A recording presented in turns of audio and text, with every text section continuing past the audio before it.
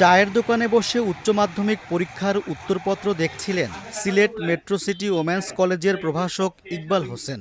ঘটনাটি ১ আগস্ট রাতে শাহজালাল বিজ্ঞান ও প্রযুক্তি বিশ্ববিদ্যালয়ের প্রধান ফটক সংলগ্ন একটি চায়ের দোকানের।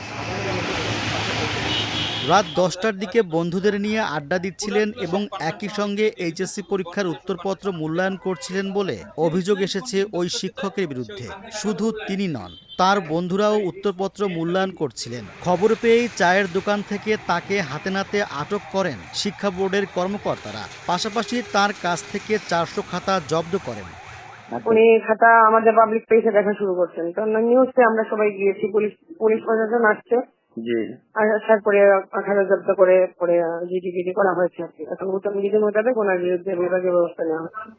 খাতা দেখার সময় ইকবাল হোসেনের বন্ধু নিষিদ্ধ ছাত্রলীগের বিশ্ববিদ্যালয় শাখার সহসভাপতি আইরিন লিঞ্জা সহ দুজন সঙ্গে ছিলেন। এ সময় দোকানে আরও ১ বস্তা খাতা ছিল।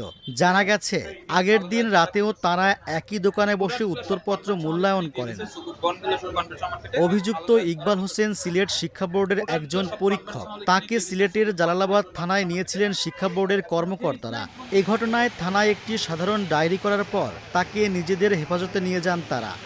তারা শুধু আমাদের কাছে হেল্প চাইছে, এটা হলো যে বোর্ডের যে প্রসেস, এই প্রসেস অনুযায়ী তারা ব্যবস্থা নেবে। ছেলেরা ফার্স্টের ছাত্র ছিল, সে বলল যে আমি এইখানে নিয়ে আসছিলাম মানে বইটা দেখার জন্য, দেখতেছিলাম 50 টাকাটা, সেটা বললো। এদিকে চায়ের দোকানে বসে বহিরাগতদের নিয়ে সংবেদনশীল উত্তরপত্র মূল্যায়নের বিষয়ে অভিযুক্ত প্রভাষক ইকবাল হোসেনের বক্তব্য জানতে তার মুঠোফোনে একাধিকবার যোগাযোগের চেষ্টা করা হলেও তিনি কোনো সাড়া দেননি।